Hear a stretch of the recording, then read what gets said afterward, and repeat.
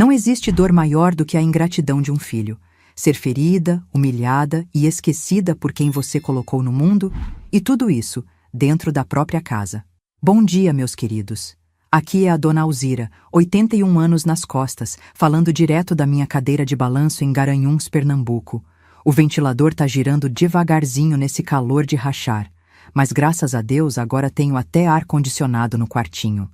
Nem acredito que posso dizer isso depois de tudo que passei.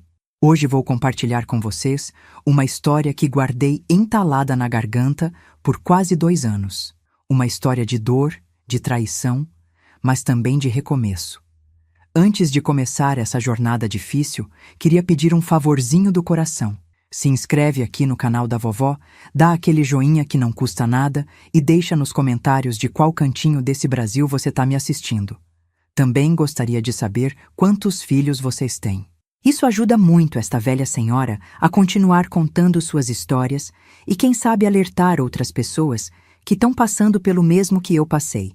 A vida é dura, mas juntos ficamos mais fortes, não é mesmo?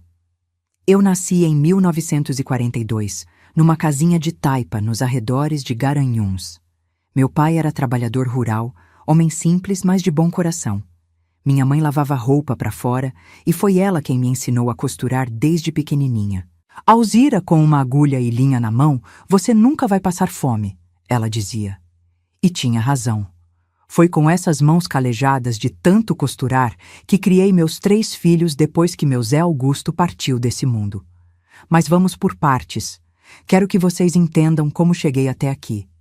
Comecei como ajudante numa lojinha de concertos, depois fui costurando em casa mesmo. No começo eram só barras de calça, zíperes quebrados, coisas simples. Com o tempo fiquei conhecida na cidade pelas minhas roupas sob medida. Vestidos de noiva, então. Acho que vesti metade das noivas de Garanhuns e arredores por mais de 40 anos. Conheci meu Zé quando tinha 19 anos, numa festa de São João. Ele tocava sanfona como ninguém, dedos ligeiros correndo pelo instrumento, tirando aquelas músicas que faziam todo mundo dançar. Bastou um olhar por cima da sanfona dele, um sorriso meio de lado, e pronto, me laçou. Casamos 6 meses depois. Uma cerimônia simples na igreja da matriz. O Zé trabalhava numa marcenaria, fazia móveis bonitos, tão caprichados quanto minhas costuras. Juntamos nossos talentos e, com muito suor, compramos nosso primeiro terreninho. Foi lá que construímos a casa onde passei a maior parte da minha vida. Uma casa simples, mas sólida como nosso amor. Tijolo por tijolo, com dinheiro contado, mas cada centavo economizado com gosto. Em 1963, nasceu o Ronaldo, nosso primeiro filho. 2 anos depois veio a Marisa, minha única menina. E em 1970, quando já achávamos que a família estava completa, chegou o caçula, o Júnior. 3 filhos para criar não era brincadeira, mas entre a marcenaria do Zé e minhas costuras, nunca deixamos faltar o essencial. Educação, comida na mesa e muito amor. O tempo foi passando, os filhos crescendo. Ronaldo se formou técnico em contabilidade, arrumou emprego numa empresa grande em Recife. Marisa se casou cedo, foi morar em Maceió com o marido militar. O Júnior sempre foi o mais complicado. Largou os estudos cedo, pulava de emprego em emprego, nunca se fixava em nada. Mas tinha um jeito carinhoso, chamava a gente de paizinho e mãezinha, e a gente relevava as dificuldades dele. Em 2013, meu Zé começou a reclamar de dores no peito. No começo achamos que era só cansaço. Ele já tinha 75 anos, afinal. Mas era mais sério. Um infarto fulminante levou meu companheiro de quase 6 décadas numa tarde de domingo, enquanto tirava uma soneca na rede da varanda. Quando fui chamá-lo para o café, ele já tinha partido. Foi rápido, sem sofrimento, como ele sempre dizia que queria ir, sem dar trabalho. Fiquei sozinha naquela casa cheia de lembranças. Os filhos vinham me visitar, claro. Ronaldo aparecia nas férias com a família. Marisa ligava toda semana. O Júnior, que tinha se casado com a Natália uns anos antes e morava ali mesmo em Garanhuns, passava lá em casa quase todo dia. Mãezinha, precisa de alguma coisa? Tá tomando os remédios direitinho? Perguntava ele. Nos primeiros anos de viuvez, consegui me virar bem. Ainda costurava um pouquinho, mais por prazer que por necessidade. Tinha minha aposentadoriazinha, que não era muito, mas dava para viver com dignidade. Cuidava das minhas plantas, ia à missa todos os domingos, participava do grupo de terceira idade da paróquia. A vida seguia seu curso, com aquela saudade constante do Zé, mas suportável. Foi quando completei 80 anos que as coisas começaram a complicar. Primeiro foi uma queda boba na cozinha. Escorreguei no chão que eu mesma tinha acabado de lavar. Resultado, um braço quebrado. Depois vieram as dores nas juntas que me impediam de costurar como antes. A vista também já não ajudava, mesmo com os óculos novos que o Ronaldo me deu de presente. Morar sozinha foi ficando cada vez mais difícil. Um dia, esqueci o gás ligado e quase provoquei um acidente. Noutra ocasião, caí no banheiro e fiquei quase 1 hora no chão até conseguir me levantar e pedir ajuda. Comecei a sentir medo da minha própria casa, das escadas, do box do banheiro, de tudo que antes era tão familiar e agora parecia cheio de armadilhas. Foi numa tarde de domingo, depois de mais uma queda, que o Júnior e a Natália apareceram com uma proposta que, naquele momento, pareceu a salvação. Mãezinha, disse o Júnior enquanto Natália me ajudava com a compressa de gelo no joelho machucado, a senhora não pode mais ficar sozinha aqui. Já pensou se cai de novo e não consegue pedir socorro? É verdade, dona Alzira, emendou Natália, com aquele sorriso que eu achava tão sincero. A gente fica preocupado. O Júnior não dorme direito, sempre pensando se a senhora tá bem. Fiquei tocada com a preocupação deles. Era verdade que estava ficando cada vez mais difícil me virar sozinha. E o que vocês sugerem, meu filho? Perguntei, já imaginando que teriam alguma ideia. O Júnior pegou minhas mãos enrugadas entre as dele, olhou nos meus olhos com aquela expressão que sempre usava quando criança e queria ganhar um doce antes do jantar. A gente estava pensando, eu e a Natália, e se a senhora viesse morar com a gente? Ou melhor, se a gente viesse morar aqui com a senhora? Esta casa é grande, tem espaço para todo mundo. A gente cuida da senhora e a senhora não precisa mais se preocupar com nada. A ideia pareceu perfeita. Minha casa era mesmo grande demais para uma senhora sozinha. Tinha 3 quartos, uma sala espaçosa, quintal com as minhas plantas. E o mais importante, ficaria perto do meu filho caçula, que sempre foi o mais apegado a mim. Não sei, meu filho. Não quero dar trabalho. Vocês têm a vida de vocês, o Pedrinho já tá com 12 anos, adolescente precisa de espaço. Que nada, vovó, exclamou Pedrinho, que até então estava distraído com o celular. Vai ser legal ter a senhora aqui. A senhora pode me contar aquelas histórias de antigamente que eu gosto. Fiquei emocionada. Meu netinho querendo ouvir minhas histórias antigas, meu filho preocupado com meu bem-estar, minha nora se oferecendo para cuidar de mim. Parecia que Deus estava abrindo uma porta quando eu mais precisava. Mas tem uma coisinha, mãezinha, continuou o Júnior, agora com um tom mais sério. A gente tá com umas dificuldades financeiras.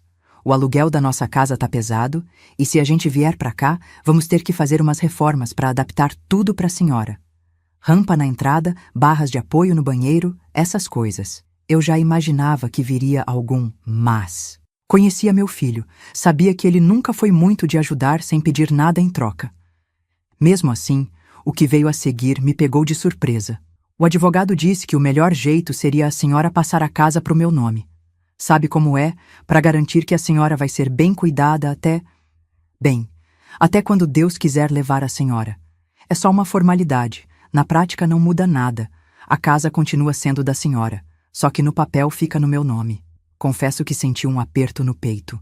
Aquela casa era fruto de uma vida inteira de trabalho, minha e do Zé. Era a única coisa de valor que eu tinha para deixar para os 3 filhos quando partisse. Por outro lado, eu estava mesmo precisando de ajuda, e o Júnior parecia sincero em querer cuidar de mim. E seus irmãos? O Ronaldo e a Marisa não vão concordar com isso, argumentei.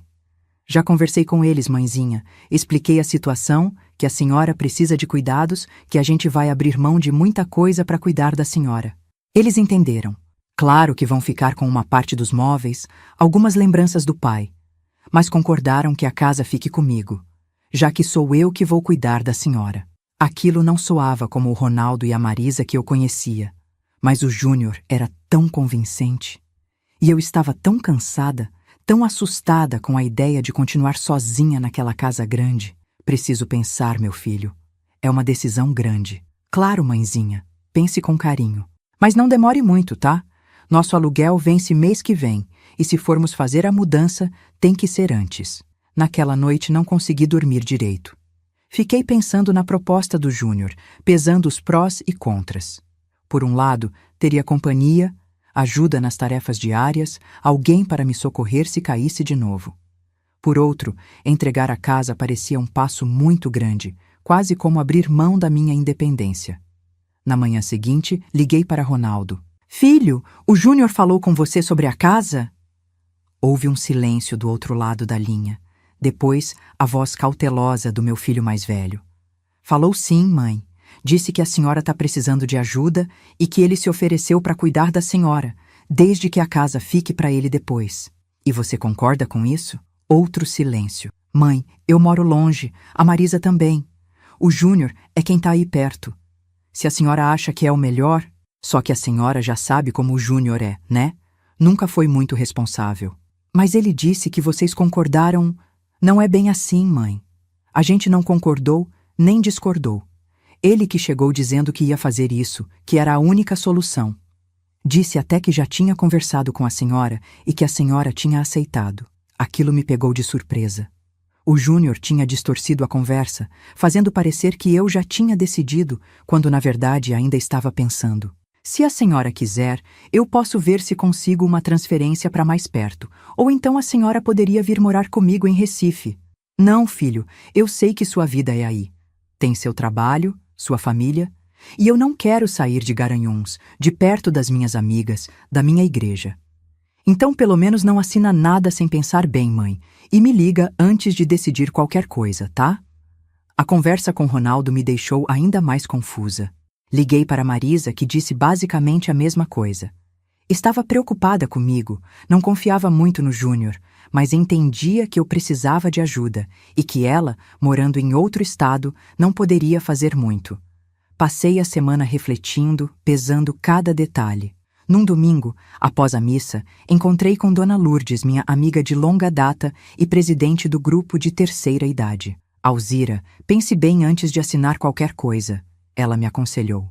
Conheço muitas histórias de idosos que passaram a casa para os filhos e depois foram maltratados, jogados num quartinho, tratados como estorvo. O Júnior não faria isso comigo, Lourdes. Ele tem seus defeitos, mas é meu filho. Sei que é, amiga. Só tô dizendo para você não entregar tudo de uma vez. Por que não faz um contrato de usufruto? Assim a casa fica no nome dele, mas você mantém o direito de usar enquanto estiver viva.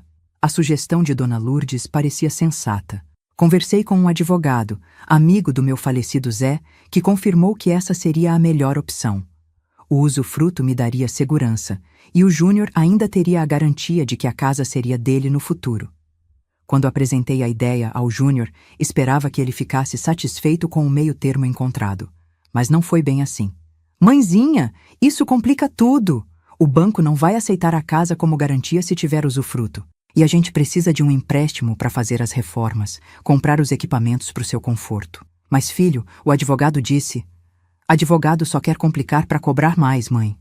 Olha, a senhora confia em mim ou não? Sou seu filho. Acha mesmo que eu ia fazer alguma maldade com a senhora? E assim ele foi. Dia após dia. Semana após semana. Insistindo, argumentando, às vezes implorando, outras vezes mostrando-se ofendido com minha desconfiança. A senhora prefere confiar num advogado que mal conhece do que no seu próprio filho? Ele perguntava, com aquela cara de cachorrinho abandonado. A pressão era constante. Júnior aparecia quase todo dia, sempre com algum presente. Um bolo da padaria que eu gostava, um chale novo, um remédio para as dores nas juntas. Natália também entrou no jogo, ligando para dizer como estavam ansiosos para cuidar de mim, como iam transformar a casa num verdadeiro spa para a melhor sogra do mundo. Meus outros filhos ligavam de vez em quando, reforçando que eu devia pensar bem, mas sem oferecer alternativas concretas. No fundo, acho que eles sentiam um misto de alívio por alguém se dispor a cuidar da mãe idosa e culpa por não poderem ser eles a fazer isso. E foi assim.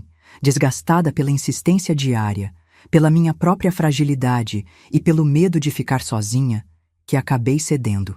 Numa tarde de março de 2022, com as mãos trêmulas e o coração apertado, assinei os papéis que transferiam a propriedade da minha casa.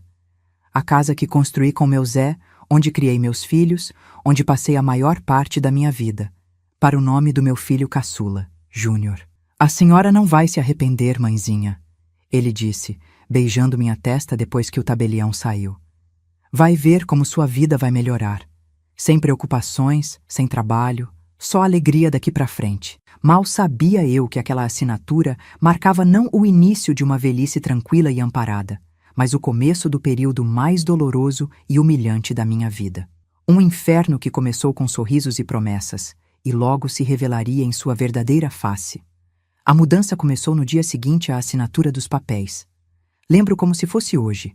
Estava na cozinha preparando um bolo de milho, receita antiga da minha mãe, que o Júnior tanto gostava quando era menino.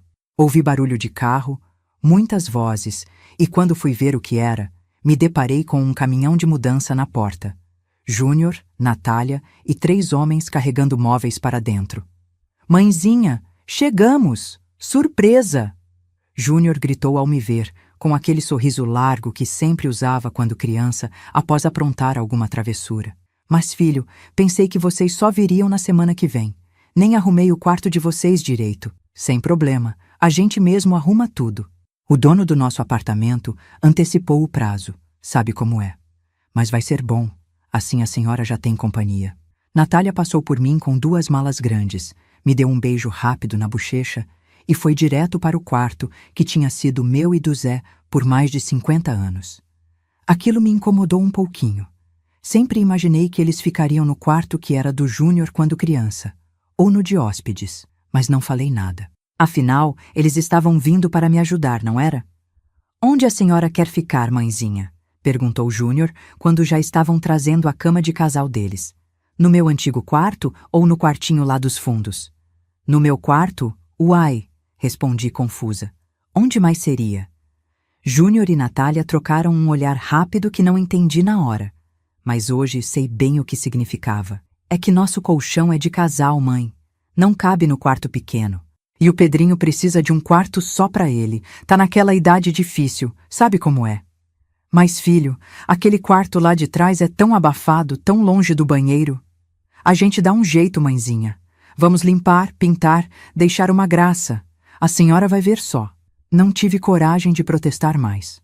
No fundo, aquela era minha casa, construída com o suor meu e do Zé. Mas no papel, agora pertencia ao Júnior.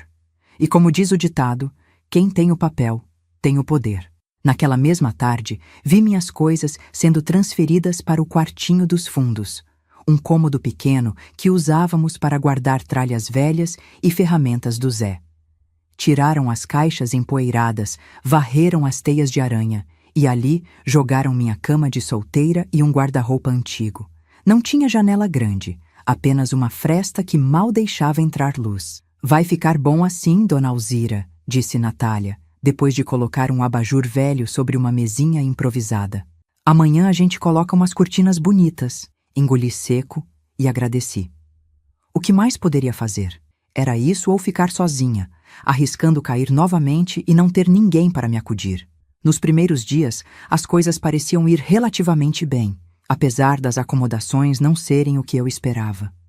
Júnior e Natália faziam as refeições comigo, perguntavam se eu precisava de alguma coisa, ligavam a televisão para eu assistir às novelas que tanto gostava. O Pedrinho, meu neto, até vinha conversar comigo de vez em quando, perguntando sobre as histórias do tempo antigo, como tinha prometido. Eram momentos preciosos, que eu saboreava como quem come um doce raro e caro. Vovó, conta de novo como era Garanhuns quando não tinha televisão. Ele pedia, sentado na ponta da minha cama, os olhos brilhando de curiosidade. E eu contava, feliz por ter alguém interessado nas minhas memórias, por sentir que ainda tinha valor naquela casa. Mas essa fase boa durou pouco, muito pouco. Foi no final da primeira semana que notei a primeira mudança no tratamento. Estávamos jantando. Eu, Júnior, Natália e Pedrinho, quando mencionei que a comida estava um pouco salgada para o meu gosto. A pressão da senhora já não é boa, Natália. Acho que poderia pôr menos sal na comida. Sugeri, da forma mais gentil possível. Natália me olhou como se eu tivesse dito a pior ofensa do mundo. Largou o garfo no prato com força, fazendo um barulho que me assustou. Se não está bom para a senhora, pode fazer sua própria comida, dona Alzira. Ninguém aqui é empregado, não. Fiquei sem reação. Nunca tinha visto minha nora falar daquele jeito. Júnior, que sempre intercedia quando ela estava de mau humor, apenas continuou comendo, como se não tivesse ouvido nada. Desculpe, minha filha. Não quis ofender. A comida está boa, só comentei por causa da minha pressão. Pois então coma e não reclame, cortou ela, levantando-se para buscar mais suco. Aquela noite foi a primeira de muitas em que chorei baixinho no meu quartinho dos fundos, com saudade do meu Zé, da minha vida independente, da minha casa que já não me pertencia. As mudanças foram se acumulando, sutis no começo, depois cada vez mais evidentes. Os bom dia de Natália se tornaram grunhidos. Os abraços do Júnior desapareceram. As refeições, que antes fazíamos juntos na mesa da cozinha, agora eram servidas a mim no quartinho, quando eram servidas. Mãe, a senhora vai comer no seu quarto hoje. Estamos com visita e não tem lugar na mesa para todo mundo. Júnior dizia, trazendo um prato com restos do almoço, já frio, às 3 da tarde, quando eu estava quase desmaiando de fome. As visitas de Pedrinho ao meu quarto também ficaram raras. Uma vez, escutei Natália dizendo a ele: "Não fica tanto tempo com a vovó não, filho. Velho é cheio de mania, vai acabar te enchendo a cabeça de besteira." O ventilador que me prometeram nunca chegou. No calor de Garanhuns, que pode ser impiedoso no verão, eu suava no quartinho sem janelas, rezando por uma brisa que nunca vinha. Meu filho, será que podiam comprar um ventilador para o meu quarto? Esse calor está me matando. Ventilador gasta muita energia, mãe. A conta de luz já está alta demais. E assim foram os primeiros 2 meses. Cada pequeno pedido meu era recebido com suspiros de impaciência, olhares de tédio ou simplesmente ignorado. Comecei a evitar pedir qualquer coisa para não incomodar, para não ser mais um fardo do que já parecia ser. O pior veio quando caí no banheiro. Era noite. Tinha me levantado para ir ao banheiro, que ficava longe do meu quarto, do outro lado da casa. No escuro, tropecei no tapete e caí, batendo o quadril com força no chão frio. Gritei de dor, esperando que alguém viesse me socorrer. Ninguém veio. Gritei de novo, mais alto, desesperada. Depois do que pareceu uma eternidade, ouvi passos pesados no corredor e a voz irritada do Júnior. "Que barulheira é essa, mãe? São 3 da manhã." "Caí, meu filho. Não consigo levantar." Ele acendeu a luz, me viu estendida no chão do banheiro, de camisola, tremendo de dor e vergonha. "Só me dá trabalho", murmurou, pensando que eu não escutaria. Mas escutei. E cada palavra foi como uma facada no meu coração. Com gestos bruscos, ele me ajudou a levantar, mais me arrastando que apoiando. Não perguntou se eu estava machucada, se precisava de um médico. Nada. Apenas me levou de volta para o quarto e me deixou lá, fechando a porta com força ao sair. Chorei a noite toda, de dor física e de dor na alma. O que tinha acontecido com meu filho, aquele menininho que eu embalava quando tinha pesadelos, que eu defendia quando o pai estava bravo, que eu ensinei a andar, a falar, a ser gente. Na manhã seguinte, meu quadril estava roxo e dolorido. Mal conseguia andar. Quando Natália finalmente apareceu com um café preto e um pedaço de pão duro, o que agora constituía meu café da manhã, comentei sobre a queda. "Preciso ir ao médico, minha filha. Acho que machuquei o quadril feio na queda." Ela revirou os olhos, como fazia cada vez mais frequentemente quando eu falava.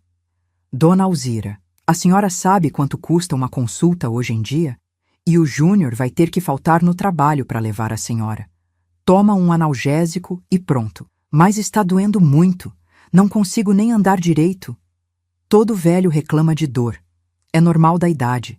Vou trazer um remédio para a senhora e pronto. O remédio que ela trouxe era apenas um paracetamol comum, que mal aliviou o desconforto. Passei dias me arrastando pelo quarto, tentando não incomodar, tentando não ser o fardo que claramente tinham decidido que eu era. Foi nessa época que comecei a perceber que não tinha mais acesso ao resto da casa. A porta da sala vivia trancada quando tinham visitas. A cozinha, antes meu reino onde preparava quitutes que todo mundo elogiava, agora era território proibido. A senhora pode derrubar as coisas, quebrar os pratos novos, justificava Natália quando me pegava tentando fazer um chá. Deixa que eu faço e levo para o seu quarto. O chá raramente chegava. Meu banheiro agora era o lavabo dos fundos, um cubículo sem chuveiro. Para tomar banho, tinha que esperar todos saírem ou estarem ocupados, e então me arrastar até o banheiro principal, sempre com medo de cair novamente e ser tratada como um estorvo.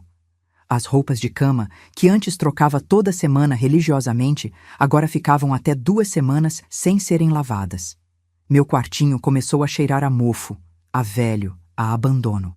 O dinheiro da minha aposentadoria, que antes era só meu para comprar meus remedinhos, presentear os netos, ajudar na igreja, agora ia direto para as mãos do Júnior.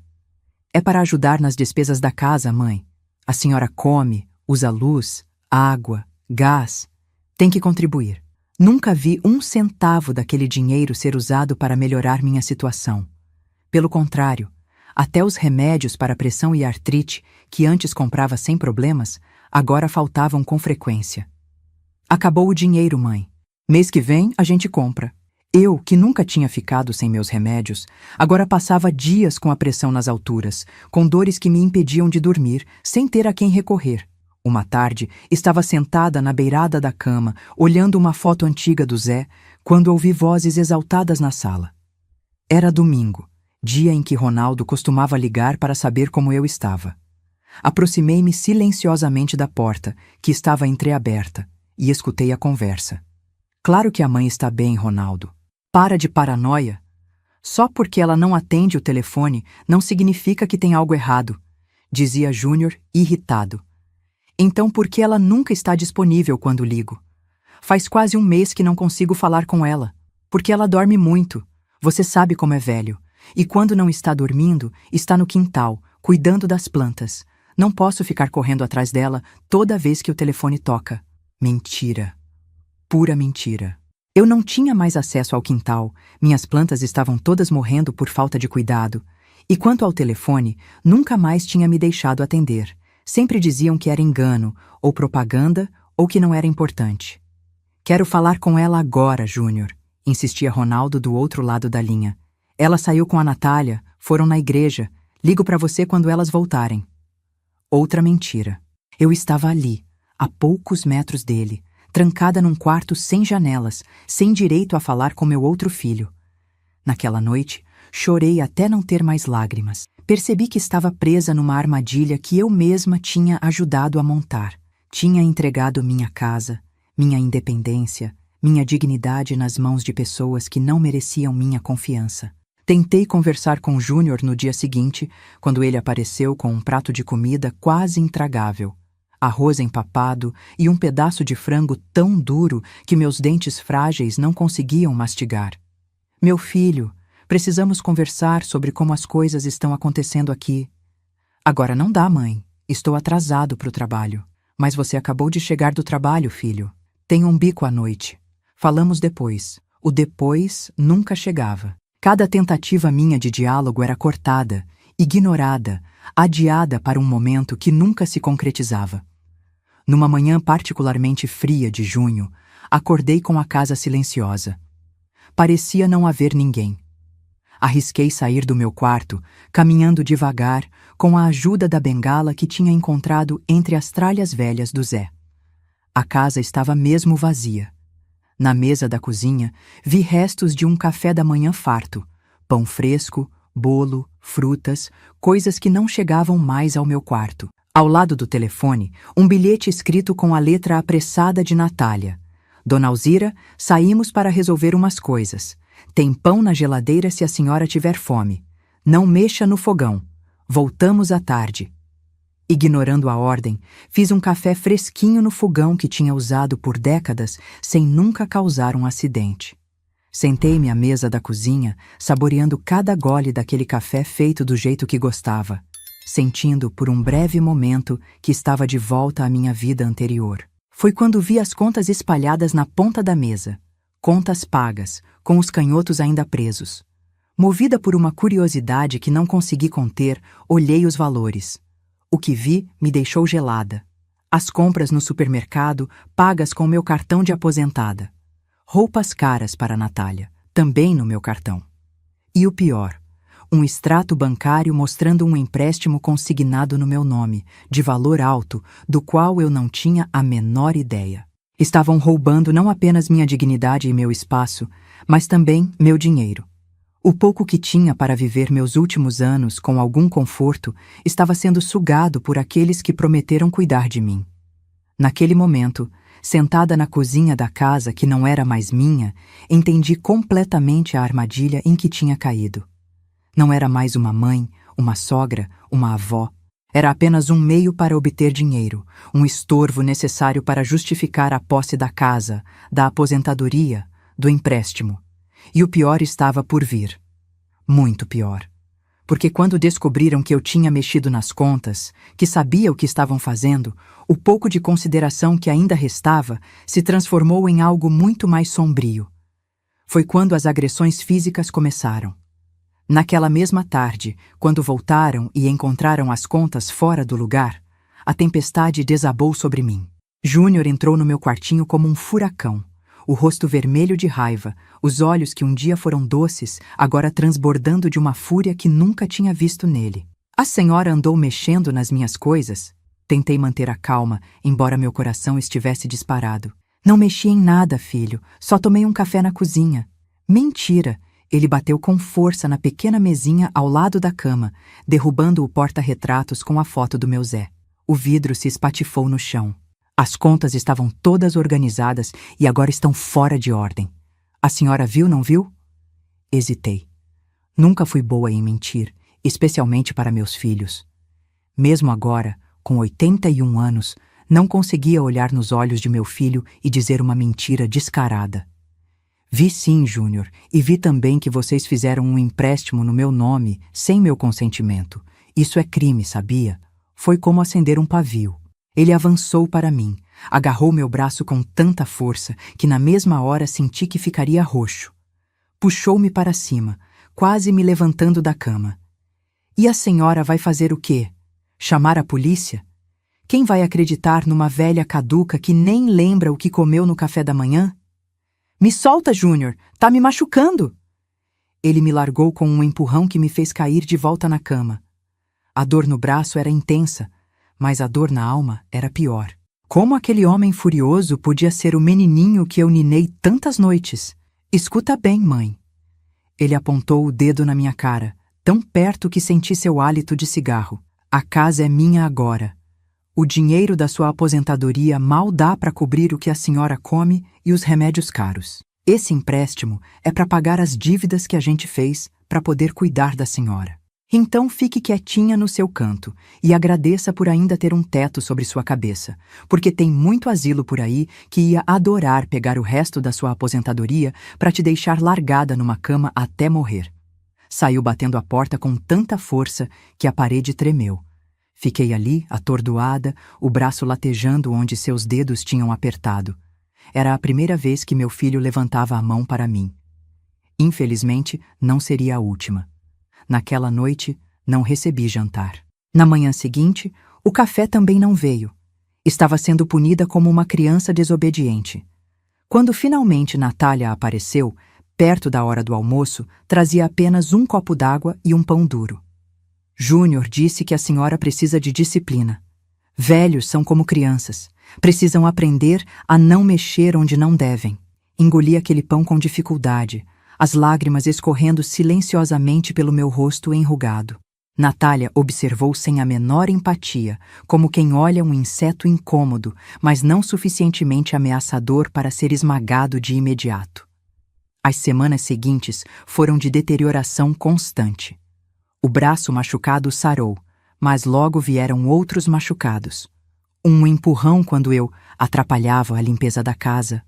Um tapa na mão quando tentei pegar um biscoito na cozinha sem permissão. Um puxão de cabelo quando demorei demais no banheiro. Pequenas violências que foram se acumulando, se normalizando. Nunca grandes o suficiente para deixar marcas muito visíveis, mas constantes, diárias, implacáveis. Meu corpo de 81 anos, já frágil pelo tempo, agora colecionava hematomas como quem coleciona selos. Mas a violência física, por pior que fosse, era apenas parte do meu tormento diário. As palavras... as palavras podem ferir muito mais profundamente que tapas ou empurrões. Velha, inútil. Está viva para quê? Só para dar trabalho. Já devia ter morrido junto com o pai. Essas frases, repetidas diariamente, iam corroendo minha autoestima, minha vontade de viver, minha humanidade. O pior era quando diziam essas coisas na frente do Pedrinho, meu neto. No início, ele parecia chocado, desconfortável. Mas crianças são espelhos, refletem o que veem. Logo, ele também começou a me tratar com desdém. Vovó é um estorvo mesmo, né, pai? Ouvi ele dizer um dia, repetindo as palavras que tantas vezes tinha escutado dos pais. Aquilo partiu meu coração em 1000 pedaços. Meu próprio neto, que eu tanto amava, que eu tinha embalado quando bebê, para quem tinha feito tantos doces e contado tantas histórias, agora me via como um peso, um problema, um estorvo. A gota d'água veio numa sexta-feira de agosto. Acordei com febre alta, a garganta fechada, o corpo todo dolorido. Gripe, pensei, ou algo pior. Na minha idade, qualquer infecção pode ser perigosa. Natália, chamei, com a voz rouca e fraca. Natália, não estou me sentindo bem. Ela apareceu na porta, irritada como sempre. O que foi agora, dona Alzira? Acho que estou com febre alta. Preciso de um remédio, talvez ir ao médico. Ela encostou a mão na minha testa com impaciência, sem o menor cuidado. Tá quente mesmo. Vou ver se tem algum remédio para febre. Voltou meia hora depois com um comprimido e um copo d'água. Só tem isso. O Júnior vai ver se consegue mais remédio amanhã. Mas a farmácia é aqui perto, minha filha. E se for algo mais sério? Na minha idade, na sua idade, tudo é mais sério, não é? Sempre dramatizando. Toma esse remédio e descansa. Se melhorar, melhorou. Se não... Ela deixou a frase no ar, com um dar de ombros que dizia mais que 1000 palavras. Tomei o remédio, rezando para que fizesse efeito. Mas a febre continuou subindo. À noite, estava delirando, chamando por meu Zé, por minha mãe já falecida há décadas. Suava frio, tremia, tossia tanto que meu peito doía. Em algum momento da madrugada, ouvi a porta do quarto se abrir. Era Júnior, de pijama, o rosto amassado de sono e irritação. Que barulho é esse, mãe? A senhora está acordando todo mundo com essa tosse. Estou muito mal, filho, consegui dizer entre acessos de tosse. Acho que preciso ir para o hospital.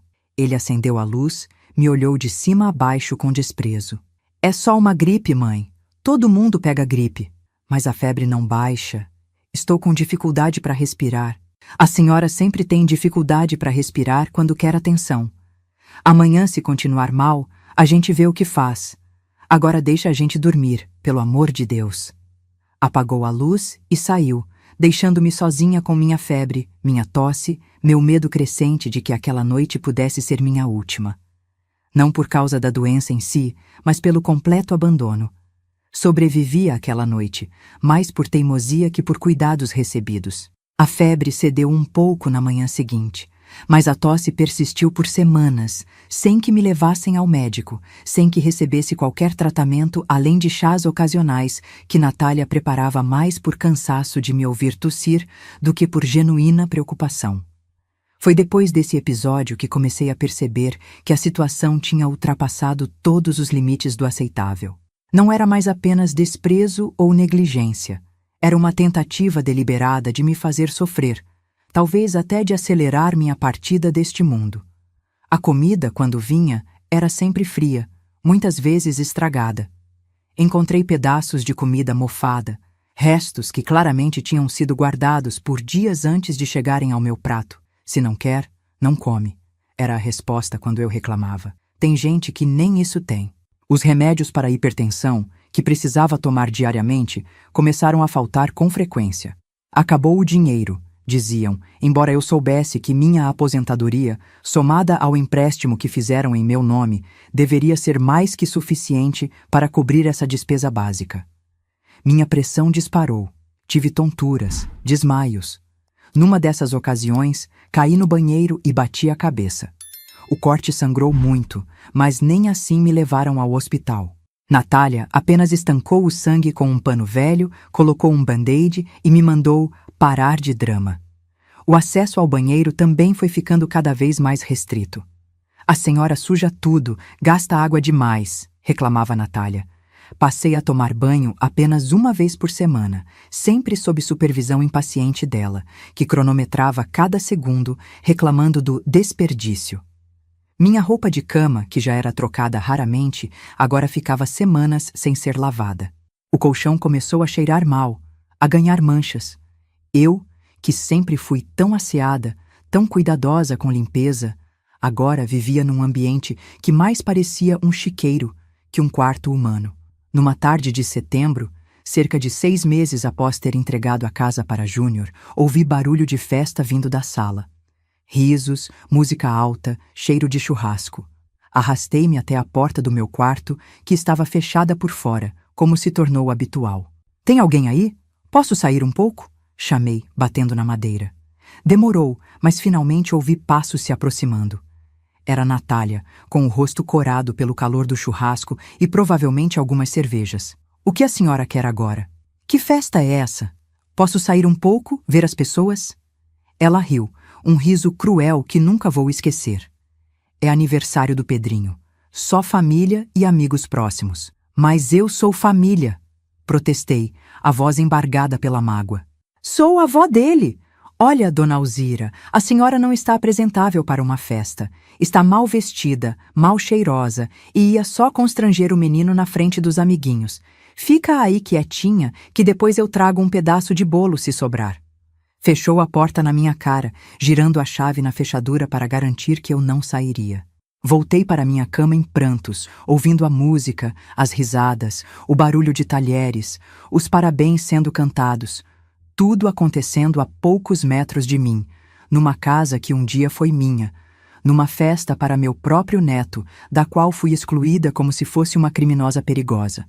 O bolo nunca veio. As festas se tornaram frequentes. Aniversários, churrascos de domingo, reuniões de amigos. Em todas elas, eu era trancada no quarto, isolada, esquecida. Às vezes ficava horas sem água, sem poder ir ao banheiro, porque ninguém se lembrava de me atender quando eu batia na porta e chamava. Houve uma noite em que, desesperada para usar o banheiro após horas trancada, fiz minhas necessidades num canto do quarto, numa sacola plástica que tinha guardado. A humilhação daquele momento é indescritível. Quando Natália finalmente abriu a porta e viu o que eu tinha feito, seu nojo e repulsa só aumentaram minha vergonha. — Tá vendo? Igualzinho um bicho. Nem para se controlar a velha consegue. No dia seguinte, como castigo, fiquei sem comida. Bicho sujo não merece comida de gente, disse Júnior quando implorei por algo para comer. Foi nessa época que comecei a pensar seriamente em morrer. Não de forma ativa, planejando um suicídio. Nunca teria coragem para isso, minha fé não permitiria. Mas passei a rezar todas as noites para que Deus me levasse durante o sono, para que acabasse com meu sofrimento, para que me reunisse ao meu Zé no céu, longe daquele inferno terreno que minha vida tinha se tornado. Meu Deus! Orava em silêncio, as mãos trêmulas, juntas em súplica. Se for da sua vontade, me leve desta vida. Não aguento mais, Senhor. Não aguento mais. Mas Deus, em sua infinita sabedoria, tinha outros planos para mim. Planos que eu ainda não conseguia enxergar naqueles dias escuros, mas que em breve se revelariam. As agressões físicas também pioraram. O que antes eram empurrões e tapas ocasionais se transformaram em puxões de cabelo frequentes, beliscões dolorosos, até mesmo socos quando Júnior estava particularmente irritado ou bêbado. — Velha teimosa! Gritava ele, enquanto me arrastava pelo braço até o banheiro, depois de eu ter implorado por horas para poder ir. Só me dá trabalho! Já devia ter morrido faz tempo.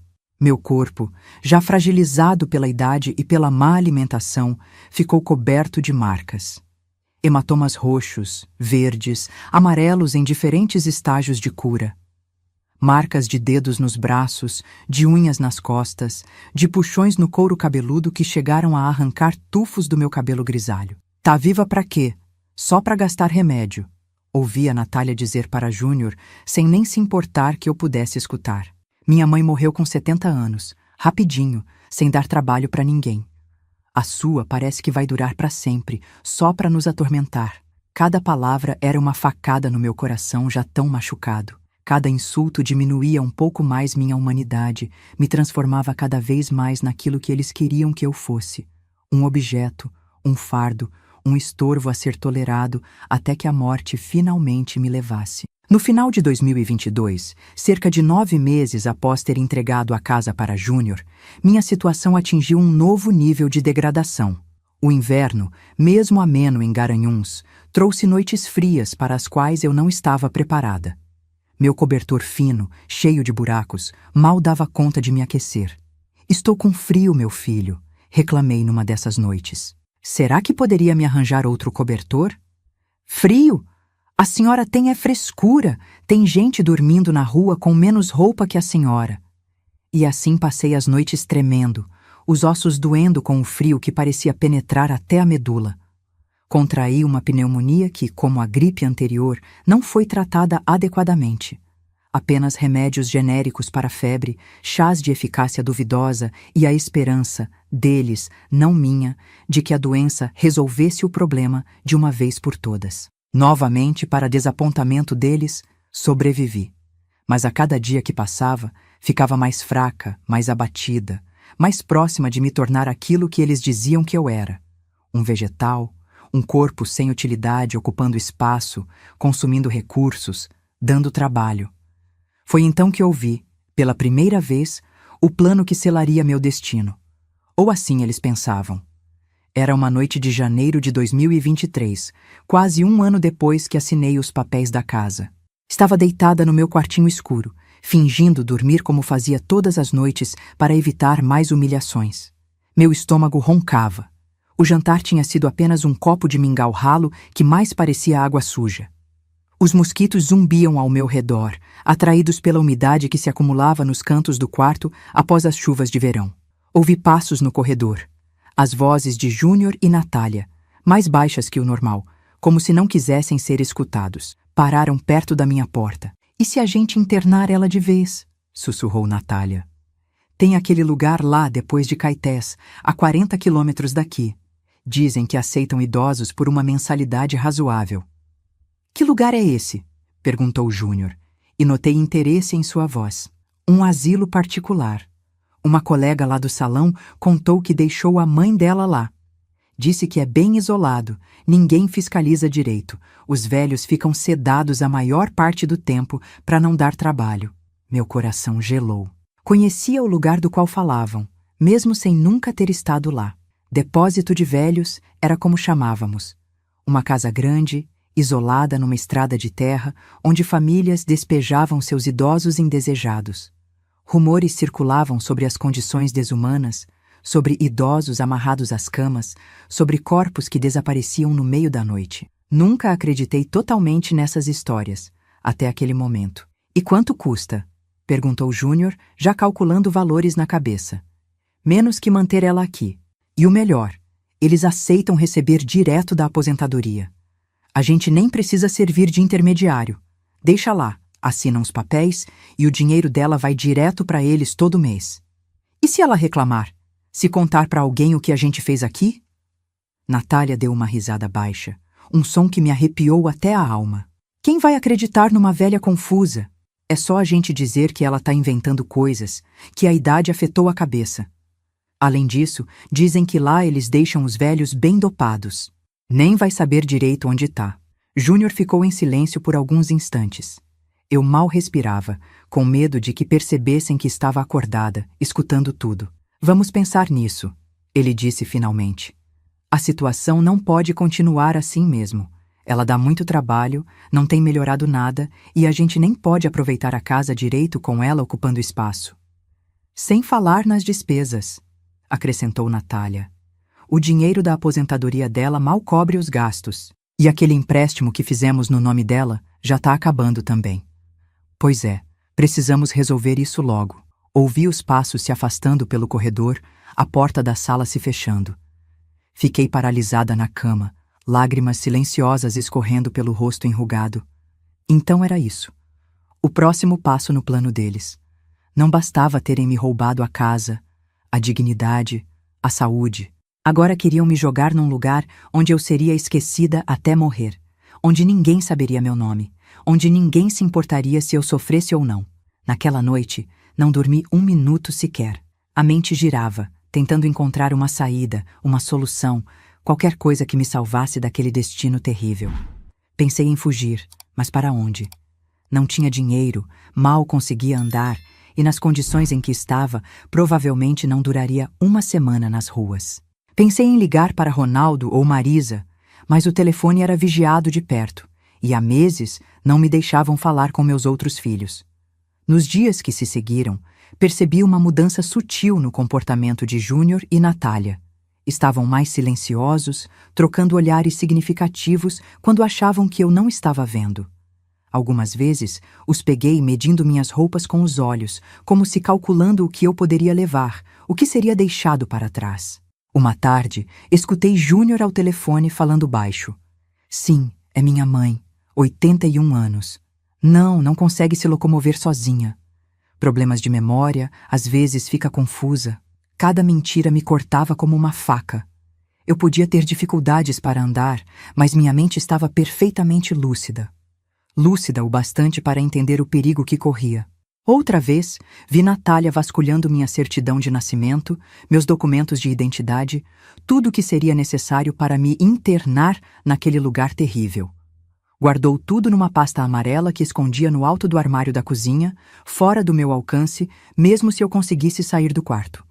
A tensão foi crescendo com o passar dos dias. Comecei a notar outros sinais preocupantes. Júnior fazendo ligações suspeitas, Natália comprando sacolas grandes, como se preparando para arrumar minhas coisas. Uma vez, ouvi claramente quando combinavam uma data. Sexta-feira é melhor, dizia Natália. Assim a gente deixa ela lá e ainda aproveita o fim de semana sem preocupação. E se ela der trabalho? Se gritar, fizer escândalo? A gente dá um calmante no café dela antes de sair. Ela vai estar tão grogue que nem vai perceber para onde está indo. Aquelas palavras me encheram de um terror gelado. Estavam planejando não apenas me abandonar num lugar horrível, mas me dopar para isso, tirando até mesmo minha capacidade de protestar. Era cruel demais, desumano demais. Foi quando as coisas atingiram outro patamar, ainda mais assustador. Uma noite, acordei sobressaltada com um pesadelo. Estava com sede, a garganta seca como lixa. A garrafa de água ao lado da cama estava vazia. Natália frequentemente esquecia de enchê-la antes de me trancar para a noite. Bati na porta, chamando baixinho, esperando que alguém me ouvisse.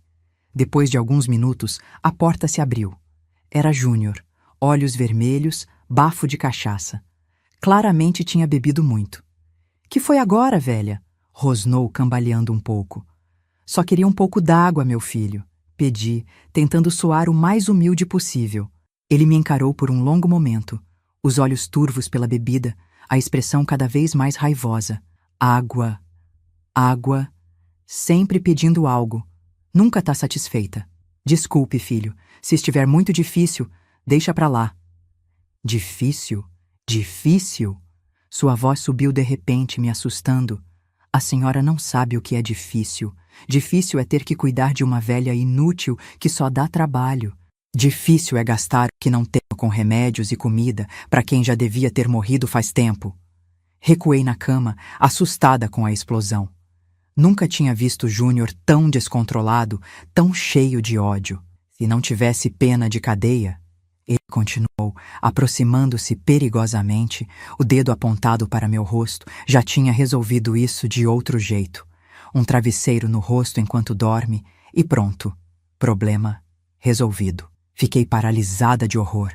Meu próprio filho, sangue do meu sangue, falando em me matar como quem fala em matar uma barata. Como chegamos a esse ponto?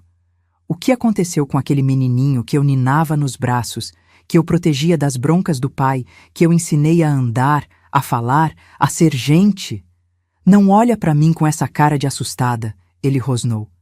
A senhora acha que a gente não percebe? Que tá só fingindo que não entende as coisas? Que é mais esperta do que aparenta?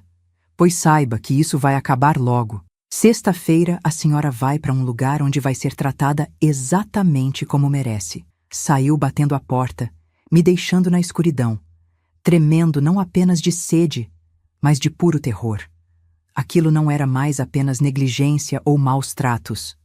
Era uma ameaça clara à minha vida. No dia seguinte, quando Natália veio trazer o café da manhã, um pão duro e um copo de café frio, notei algo diferente em seu comportamento.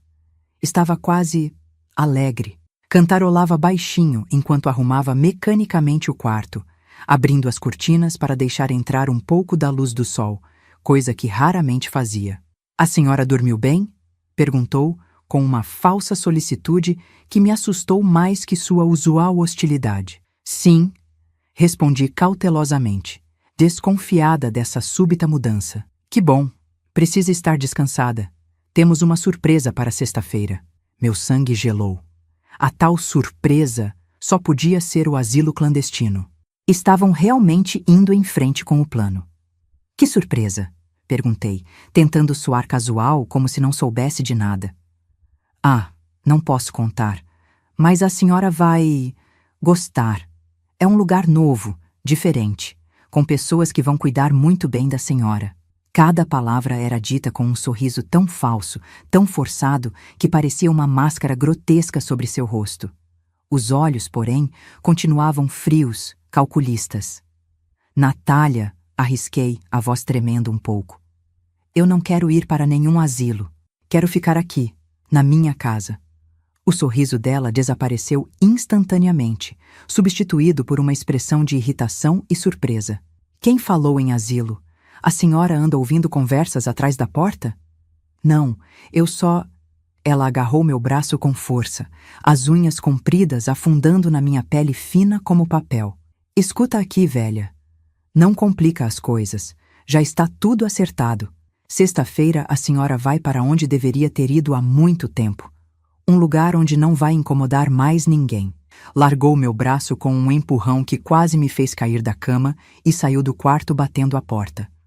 Ouvi a chave girando na fechadura. Estava novamente presa. Os próximos dias foram um pesadelo de ansiedade e medo. Cada ruído, cada conversa abafada do outro lado da porta me fazia pular. Tentei comer o mínimo possível do que me traziam, com medo de que já estivessem me drogando para facilitar o transporte. Dormi em pequenos cochilos, sempre alerta, sempre esperando o pior. A quinta-feira chegou, véspera do dia fatídico. Naquela noite, ouvi movimentação incomum pela casa. Malas sendo arrastadas, vozes agitadas. Estariam arrumando minhas coisas para me levar embora? Ou pior, estariam se preparando para o outro jeito que Júnior mencionou na sua explosão de raiva? Foi quando ouvi algo que me deu um fio de esperança. Uma voz diferente, feminina, não era de Natália. Não conseguia distinguir as palavras, mas havia um tom de preocupação, de questionamento. Depois, a voz de Júnior, defensiva, nervosa. Está tudo bem, só não aparece na rua porque prefere ficar no quarto. Parece estranho. Faz tempo que não vejo ela nem na janela. Problema seu? Cuide da sua vida. A porta da frente bateu com força. Silêncio. Depois, os passos pesados de Júnior pelo corredor, chegando até minha porta. Abriu-a com violência. A senhora andou fazendo sinal para a vizinha? Pedindo ajuda pela janela? Não, filho, respondi, genuinamente confusa. A janela mal abre e eu nem consigo chegar até ela sem ajuda. Ele me olhou com desconfiança, os olhos apertados, procurando sinais de mentira no meu rosto. Dona Josefa veio aqui, toda preocupada, dizendo que não me vê há semanas, que acha estranho eu não cuidar mais das minhas plantas. Como ela saberia disso se a senhora não tivesse falado alguma coisa? Não falei nada, Júnior. Juro por Deus. Não tenho contato com ninguém há meses. Ele continuou me encarando, a mandíbula tensa, os punhos fechados. Por um momento terrível, achei que fosse me bater ali mesmo. Mas então algo pareceu mudar em sua expressão. Um cálculo, uma decisão. Tanto faz. Amanhã isso não vai mais ser problema. Amanhã a senhora vai para um lugar onde nenhuma vizinha intrometida vai fazer perguntas. Saiu, trancando a porta novamente. Fiquei sozinha na escuridão, o coração batendo acelerado. Então era isso. Amanhã seria o dia. Tentei rezar, mas as palavras não vinham. Como pedir a Deus que me salvasse quando meu próprio filho planejava meu fim? Em algum momento da madrugada, exausta pelo medo e ansiedade, acabei dormindo. Sonhei com meu Zé, jovem como quando nos conhecemos, me estendendo a mão, me chamando para dançar. Seria um sinal de que meu fim estava próximo, que logo nos reuniríamos no além. Acordei sobressaltada com o som de vozes alteradas. Muitas vozes. Não apenas Júnior e Natália, mas outras, desconhecidas. Havia um tom de autoridade em algumas delas que me fez prender a respiração. Ordem judicial, denúncia de maus-tratos, precisamos ver a idosa imediatamente. Não podia acreditar no que estava ouvindo. Seria possível? Alguém tinha vindo me resgatar? A chave girou na fechadura. A porta se abriu. Mas não era Júnior nem Natália. Era uma mulher de meia idade, cabelos presos num coque severo, olhos gentis mas determinados. Atrás dela, um homem uniformizado, policial. Percebi pelo distintivo. Dona Alzira? A mulher chamou, aproximando-se cautelosamente da cama. Meu nome é Doutora Carmen, do CREAS. Viemos ver como a senhora está.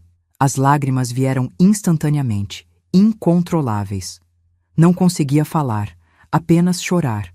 Anos de dor e humilhação finalmente encontrando uma saída. A mulher se aproximou mais, sentou na beirada da cama. Quando viu os hematomas nos meus braços, as condições do quarto, meu estado geral de desnutrição e abandono, sua expressão mudou para algo entre horror e fúria controlada.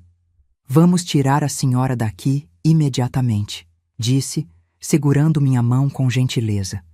Ninguém mais vai machucar a senhora. Nunca mais.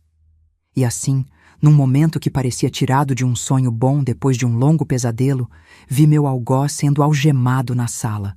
Júnior, meu filho, o menino que um dia embalei nos braços, agora era levado pela polícia, gritando que era tudo mentira, que eu era senil, que estava confusa. Natália chorava, implorando, dizendo que sempre me trataram bem, que não sabiam de nada, que as marcas eram de quedas, que eu inventava histórias. Mas as provas estavam ali, visíveis no meu corpo abatido, no quarto imundo, nos remédios controlados que encontraram na cozinha, os tais calmantes que planejavam me dar antes de me levar para o asilo clandestino. Enquanto uma equipe médica me examinava, ouvi a história completa. Dona Josefa, minha vizinha de décadas, tinha notado minha ausência prolongada. Primeiro acreditou na história de que eu preferia ficar no quarto, que estava ficando senil. Mas sua desconfiança cresceu quando percebeu que minhas plantas, que eu cuidava com tanto carinho, estavam todas mortas por falta de água. Alzira pode estar velha, pode estar doente, mas jamais deixaria suas plantas morrerem assim, ela disse para a filha. Na tarde anterior, tinha vindo com a desculpa de pedir açúcar emprestado, esperando me ver. Quando Júnior a mandou embora de forma grosseira, sua desconfiança aumentou. Caminhando ao redor da casa, tentando espiar pelas janelas, ouvi um gemido fraco vindo do quartinho dos fundos. Me ajuda! Uma voz que ela reconheceu como minha, embora muito mais fraca e cansada do que se lembrava. Foi o bastante. Chamou a filha, que trabalhava na prefeitura.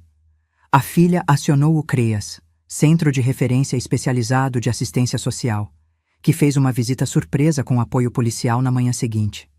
Chegaram bem a tempo. Na sala, encontraram a tal pasta amarela com meus documentos, um mapa com a localização do tal asilo e até mesmo uma nota fiscal de calmantes comprados na farmácia. Tudo pronto para a viagem que aconteceria naquele mesmo dia. Enquanto me preparavam para me levar ao hospital, olhei uma última vez para aquela que tinha sido minha casa, construída com tanto amor ao lado do meu Zé. As paredes que testemunharam tantos momentos felizes agora guardavam apenas lembranças de dor e traição. Mas mesmo assim, senti uma pontada de tristeza por deixá-la. Não pela casa em si, mas pelo que ela representou um dia. Um lar, uma família amor. No hospital, os médicos ficaram horrorizados com meu estado. Desnutrição severa, desidratação, múltiplos hematomas em diferentes estágios de cicatrização, escaras nas costas por ficar tanto tempo deitada no mesmo colchão imundo, unha encravada infeccionada que nunca foi tratada, dentes em péssimo estado por falta de higiene. Como alguém pode fazer isso com a própria mãe? Ouvi um jovem médico murmurar para a enfermeira, achando que eu não escutaria. Como, de fato? Era a pergunta que me atormentava dia e noite. Como meu filho, sangue do meu sangue, tinha se transformado naquele monstro capaz de tanta crueldade? Onde foi que eu errei na criação? O que poderia ter feito diferente? Talvez nunca encontre resposta para essas perguntas. Talvez algumas almas já nasçam com essa semente de maldade que germina lentamente ao longo dos anos, não importa quanto amor recebam. O que sei é que naquele dia de janeiro de 2023, quando achei que estava prestes a ser descartada como lixo velho, a vida me deu uma segunda chance. Uma chance que muitos idosos em situação semelhante nunca recebem. Enquanto a ambulância me levava para o hospital, olhando o céu azul pela primeira vez em meses, fiz uma promessa silenciosa. Se sobrevivesse, usaria o resto dos meus dias para contar minha história, para alertar outros idosos sobre os perigos que podem vir das mãos que deveriam proteger, para ser uma voz para aqueles que, como eu, foram silenciados pelo medo e pela vergonha. E foi assim que, alguns meses depois, já recuperada fisicamente, embora as cicatrizes emocionais talvez nunca sarem completamente, comecei este canal. Para contar não apenas minha história, mas as histórias de tantos outros idosos que enfrentam o abandono, o desprezo, a violência, muitas vezes dentro das próprias famílias, pelas mãos daqueles que juraram amor eterno. Porque o inferno, meus queridos, não é um lugar depois da morte. O inferno pode ser um quartinho escuro nos fundos da casa que um dia foi sua, com uma porta trancada por fora e um filho do outro lado planejando se livrar de você. Fiquei internada no hospital de Garanhuns por quase 3 semanas. Meu corpo, frágil como papel de seda, precisava muito mais que remédios e soro. Precisava recuperar a humanidade que tinha sido arrancada de mim durante aquele ano terrível. Os primeiros dias foram os mais difíceis. Toda vez que alguém de jaleco entrava no quarto, eu me encolhia na cama, esperando gritos, empurrões, insultos. O barulho da porta se abrindo me fazia tremer. Vai demorar um pouco para ela se sentir segura novamente, ouvi uma psicóloga explicar para a equipe médica. O trauma não foi apenas físico. Aos poucos, como uma plantinha ressequida que finalmente recebe água, fui revivendo. Lembro do primeiro banho completo, dado por enfermeiras de mãos gentis que lavaram meus cabelos com shampoo cheiroso, cortaram minhas unhas, passaram creme na minha pele ressecada. Chorei como criança quando me olhei no espelho depois. Há quanto tempo não me via? Aquela senhora magra demais, de olhar assustado, parecia uma estranha. Dona Alzira, a senhora tem visita, anunciou a enfermeira, numa tarde quente de fevereiro. Meu coração disparou de medo. Seria Júnior? Teria ele conseguido se livrar da prisão? Estava vindo terminar o que começou?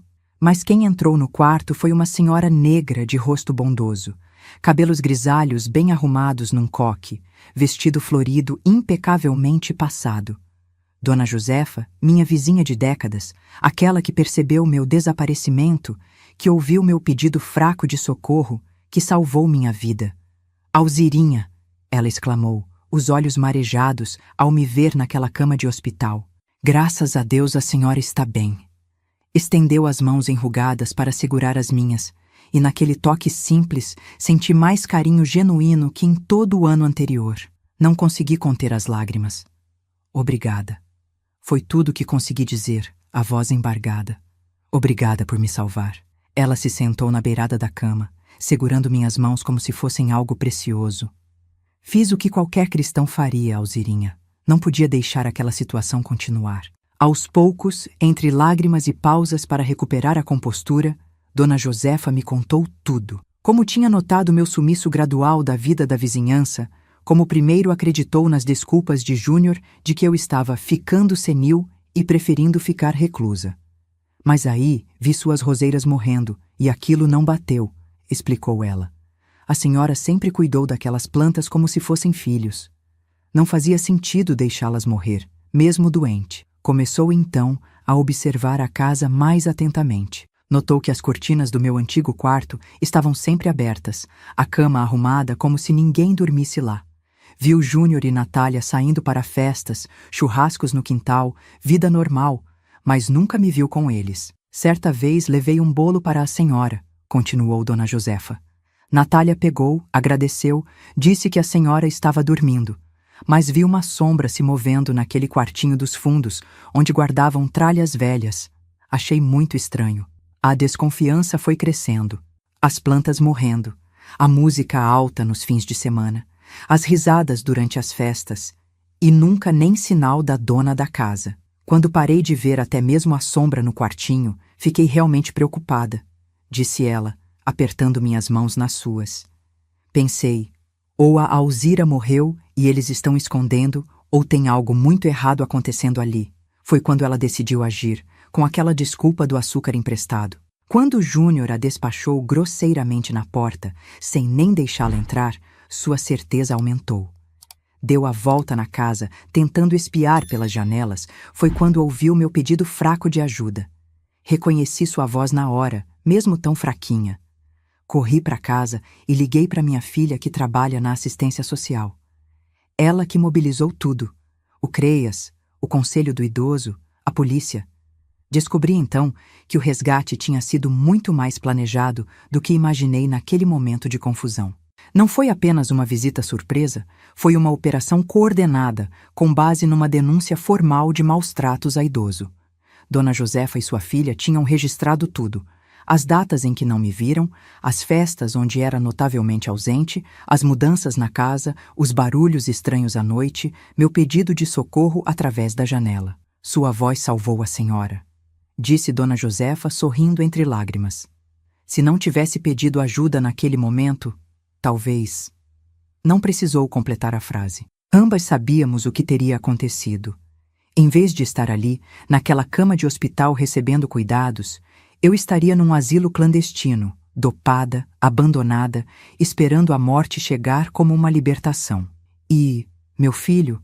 Perguntei finalmente a pergunta que tanto temia fazer. O rosto de Dona Josefa se fechou um pouco. Está preso, Alzirinha. Ele e a esposa. As provas são contundentes demais para negarem. Encontraram tudo. Os remédios para dopar a senhora, os documentos falsos que prepararam, até um mapa para aquele lugar horrível onde iam deixar a senhora. Fechei os olhos, tentando absorver aquela informação. Meu filho na cadeia. Por tentar me abandonar, por me maltratar, por quase me matar aos poucos. Uma parte de mim sentia uma dor profunda. Afinal, era meu filho, sangue do meu sangue. Outra parte sentia um alívio culpado. Ele não poderia mais me machucar. E Pedrinho? Perguntei, lembrando do meu neto, que tinha sido envenenado pela mesma crueldade dos pais. Está com a irmã de Natália, por enquanto. Dizem que vão avaliar se ele pode ficar com ela permanentemente ou se precisará ir para outro parente. Outro golpe. Meu neto, crescendo sem os pais, marcado para sempre por essa história terrível. Mais uma vítima da ganância, da crueldade, da desumanidade que tinha tomado conta da família que um dia amei tanto. Nos dias que se seguiram à visita de Dona Josefa, outras pessoas começaram a aparecer. Assistentes sociais, promotores, oficiais de justiça. Todos querendo ouvir minha história, colher meu depoimento, entender como tudo aquilo tinha acontecido bem debaixo dos narizes da vizinhança, da sociedade, das autoridades. Contei tudo, sem omitir nada. Os empurrões, os insultos, a comida estragada, os remédios negados, as noites trancada num quarto imundo. Cada palavra parecia arrancar um pedaço da minha alma, mas sabia que precisava falar. Não apenas por justiça para mim, mas para que outros idosos não passassem pelo mesmo inferno. Foi durante uma dessas entrevistas que recebi a notícia que mudaria novamente o rumo da minha vida. Dona Alzira, disse a promotora, uma mulher de meia idade com olhos gentis por trás dos óculos de armação colorida. Conseguimos contato com seus outros filhos. Meu coração disparou. Ronaldo, Marisa. Há quanto tempo não os via? Não falava com eles. Desde antes de toda essa tragédia começar. Júnior sempre dizia que tinham ligado quando eu estava dormindo, ou que estavam ocupados demais para falar comigo. Mais mentiras, é claro. Eles estão vindo para Garanhuns, continuou a promotora. Estavam desesperados, achando que a senhora não queria mais contato com eles. Júnior disse que a senhora estava com raiva, que não queria atender os telefonemas, que tinha pedido para ser deixada em paz. Mais lágrimas que pareciam nunca acabar. Quantos danos aquele homem tinha causado? Quantas relações tinha destruído com suas mentiras? 2 dias depois, a porta do quarto se abriu e lá estavam eles. Ronaldo, meu primogênito, agora com cabelos grisalhos nas têmporas, o rosto marcado por rugas de preocupação. E Marisa, minha única filha, que tinha herdado os olhos do pai, agora vermelhos de tanto chorar. "Mãe!" exclamaram quase em uníssono, correndo para me abraçar. O abraço doeu nos meus ossos frágeis, nas minhas costas ainda marcadas por escaras, mas foi uma dor bem-vinda. Era o abraço do amor verdadeiro, do carinho genuíno, da família que eu achei que tinha perdido. Entre lágrimas e soluços, eles me contaram sua versão da história. Como Júnior foi gradualmente cortando o contato, dizendo que eu estava com demência, confusa, que às vezes nem reconhecia mais os próprios filhos. Como inventou histórias de que eu não queria mais vê-los, que tinha dito coisas horríveis sobre eles. "Chegamos a pensar em vir de surpresa", disse Ronaldo, segurando minha mão. Mas ele dizia que isso pioraria seu estado, que o médico tinha recomendado evitar emoções fortes. Acreditamos nele, mãe. Que Deus nos perdoe, mas acreditamos. Só soubemos a verdade quando a polícia entrou em contato, completou Marisa, enxugando as lágrimas. Foi como um pesadelo. Não conseguíamos acreditar no que ouvíamos. Como Júnior pôde fazer isso?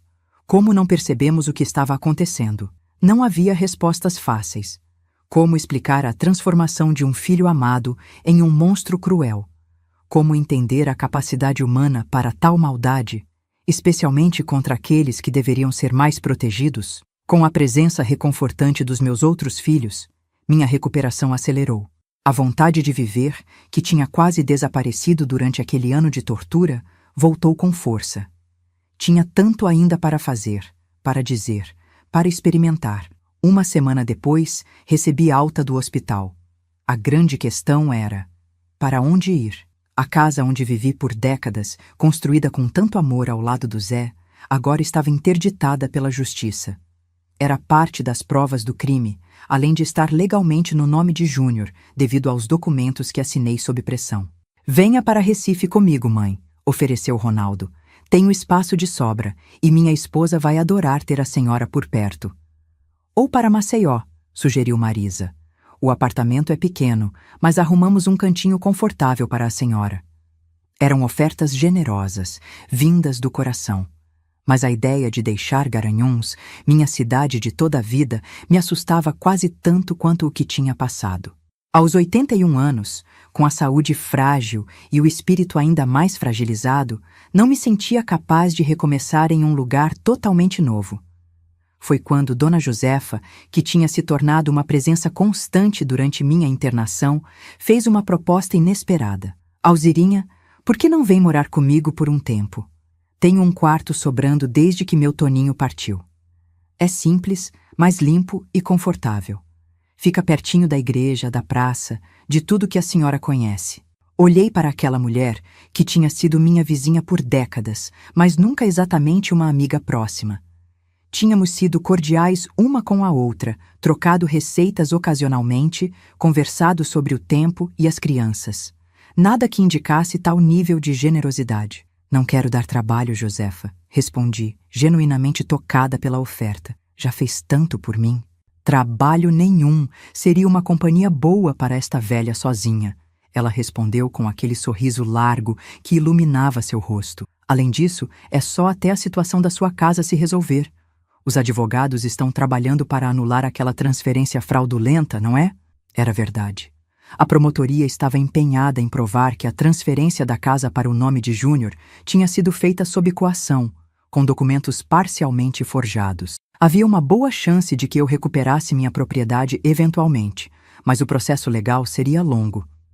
Depois de conversar com Ronaldo e Marisa, que prometeram contribuir financeiramente para que eu não fosse um peso para Dona Josefa, aceitei a oferta. No dia seguinte à minha alta, fui levada não para a casa que conhecia, mas para a casa vizinha, onde tantas vezes tinha tomado café na varanda, trocado mudas de plantas, conversado sobre a novela das 8. O quarto que Dona Josefa preparou para mim era pequeno, mas ensolarado. Uma cama com colchão firme, lençóis cheirando a amaciante, cortinas floridas, um pequeno vaso com rosas frescas na mesinha de cabeceira. Tudo simples, mas limpo, acolhedor, preparado com carinho genuíno. Espero que se sinta em casa, Alzirinha, ela disse, ajudando-me a guardar as poucas roupas que meus filhos tinham conseguido comprar às pressas, já que todas as minhas pertences estavam na casa interditada. Já me sinto, respondi, segurando sua mão com gratidão. Mais em casa do que me senti no último ano. Os primeiros dias na casa de Dona Josefa foram de adaptação. Meu corpo ainda estava fraco, precisando de ajuda para tarefas simples como tomar banho ou vestir-me. Mas que diferença fazia receber essa ajuda de mãos gentis, que pediam licença antes de tocar, que respeitavam minha privacidade, que nunca demonstravam impaciência. Dona Josefa se revelou uma anfitriã excepcional e uma amiga ainda melhor. Paciente quando eu acordava no meio da noite gritando por causa dos pesadelos, compreensiva quando eu tinha crises de choro aparentemente sem motivo, firme quando eu recusava comida por medo irracional de que estivesse envenenada, sequelas do trauma que vivenciei. O corpo sara mais rápido que a alma, ela dizia com a sabedoria simples de quem já viveu muito. Mas tudo passa, Alzirinha, até a dor mais funda. Aos poucos, fui reaprendendo a confiar, a viver sem medo constante, a aceitar carinho, sem esperar que se transformasse em violência. Foi um processo lento, com altos e baixos, avanços e recuos. Mas cada pequeno progresso era celebrado como uma grande vitória. A primeira vez que consegui tomar banho sozinha, mesmo que demorando o dobro do tempo normal. A primeira noite sem pesadelos. O primeiro sorriso espontâneo, provocado por uma piada boba que Dona Josefa contou durante o café da manhã. A primeira vez que saí para a rua sem sentir pânico, apenas para sentar na pracinha em frente à igreja e sentir o sol no rosto. Pequenos passos em direção à recuperação não apenas física, mas emocional e espiritual.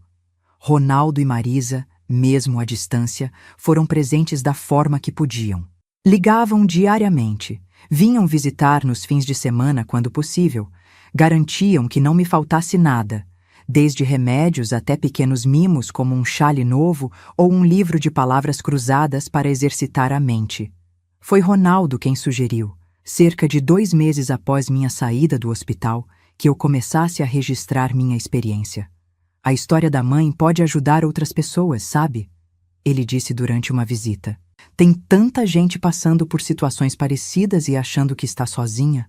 Aquela ideia ficou martelando na minha cabeça.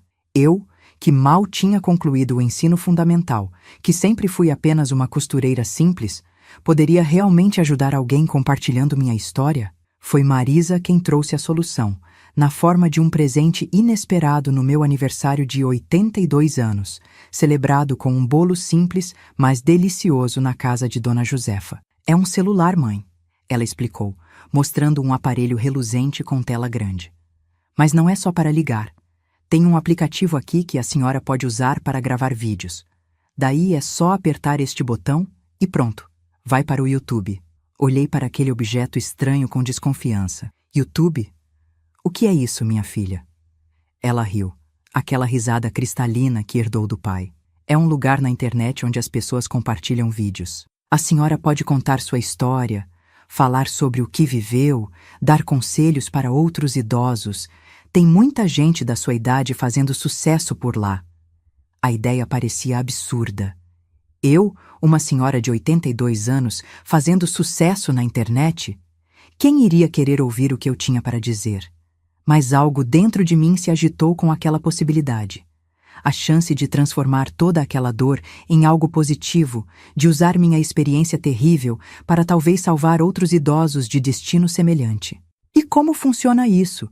Perguntei, finalmente rendendo-me à curiosidade. Nas semanas seguintes, com a paciência infinita de Marisa durante suas visitas e depois por videochamadas, fui aprendendo a usar aquele aparelho misterioso. Como gravar, como editar de forma simples, como publicar. No início, era tudo muito confuso. Minhas mãos trêmulas mal conseguiam segurar o telefone direito, quanto mais apertar os botões certos. Mas persisti. Com uma determinação que nem eu sabia que ainda tinha, fui aprendendo, errando, tentando novamente, até conseguir gravar meu primeiro vídeo completo.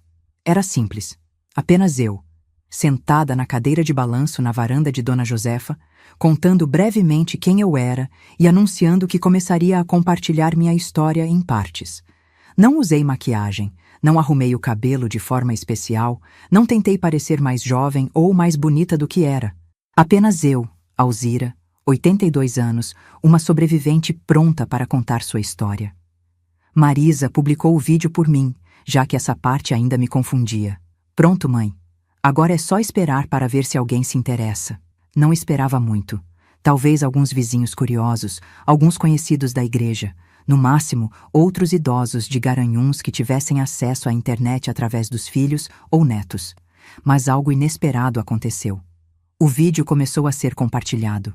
Primeiro localmente, depois regionalmente, e logo estava circulando em grupos de WhatsApp por todo o Brasil. A história da idosa que quase foi descartada pelo próprio filho tocou um nervo exposto na sociedade brasileira. O abandono e os maus tratos aos idosos, essa epidemia silenciosa que afeta tantos lares. Em uma semana, o vídeo tinha milhares de visualizações. Em 2, dezenas de milhares. Os comentários começaram a chegar. Histórias semelhantes, palavras de apoio, perguntas sobre como identificar sinais de abuso, pedidos de ajuda. A senhora virou uma influenciadora, mãe. Riu Marisa ao telefone, explicando-me o que aqueles números todos significavam. As pessoas querem ouvir o que a senhora tem a dizer. E assim, quase sem querer, encontrei uma nova missão na vida. Usando aquele celular que antes me parecia tão estranho, comecei a gravar mais vídeos, contando em detalhes minha história, dividida em partes para não ficar cansativo para quem assistia. Falei sobre o início, a proposta aparentemente generosa de Júnior, a hesitação, a decisão fatídica de assinar os papéis. Contei sobre a deterioração gradual do tratamento, os primeiros sinais de abuso que ignorei ou justifiquei. Descrevi, com lágrimas nos olhos, mas determinação na voz, os meses de humilhação, fome, dor, desespero. E, finalmente, compartilhei o resgate, o momento em que Dona Josefa ouviu meu pedido fraco de socorro, a intervenção das autoridades, a prisão dos meus algozes, o reencontro com meus outros filhos, o lento processo de recuperação física e emocional. Cada vídeo gerava centenas de comentários, mensagens, compartilhamentos. Outros idosos em situação similar encontraram coragem para denunciar. Familiares começaram a prestar mais atenção aos sinais de abuso. Vizinhos tornaram-se mais vigilantes, mais dispostos a interferir quando algo parecia errado. Dona Josefa, que aparecia ocasionalmente nos vídeos como o anjo que salvou minha vida, também se tornou uma pequena celebridade local. Pessoas a paravam na rua para agradecer, para apertar sua mão, para dizer que ela tinha inspirado uma rede de vigilância comunitária em suas próprias vizinhanças. Viu só? Ela dizia, sorrindo para mim enquanto tomávamos nosso café da tarde na varanda. Deus transforma até o pior sofrimento em bênção quando a gente permite. E era verdade. Da experiência mais terrível da minha vida, tinha nascido algo inesperadamente belo. Uma plataforma para falar em nome daqueles que, como eu, tinham sido silenciados, esquecidos, maltratados. Uma oportunidade de transformar minha dor em propósito, meu sofrimento em alerta, minha sobrevivência em inspiração. O processo judicial contra Júnior e Natália seguiu seu curso. Foram condenados por crimes de maus tratos a idoso, apropriação indébita, cárcere privado, tentativa de abandono, entre outros. As penas somadas resultaram em anos de prisão, embora eu soubesse que, com os recursos e a morosidade da justiça brasileira, talvez cumprissem apenas uma fração disso. Quanto à casa, o juiz anulou a transferência, considerando-a produto de coação e má-fé. Depois de quase um ano de batalha judicial, recebi a notícia de que poderia voltar para lá se quisesse. Mas quando finalmente pude entrar novamente naquela casa, acompanhada de Ronaldo, Marisa e Dona Josefa, percebi que não queria mais morar ali. Cada canto, cada parede, cada móvel trazia memórias dolorosas demais. O quartinho dos fundos onde fui mantida prisioneira me dava arrepios só de olhar para a porta. A cozinha onde fui humilhada tantas vezes, a sala onde fui excluída das festas, o banheiro onde caí e fui abandonada no chão. Não conseguiria viver ali novamente. Vou vender, decidi naquele mesmo dia. E com o dinheiro, compro uma casinha menor, mais adequada para uma velha como eu.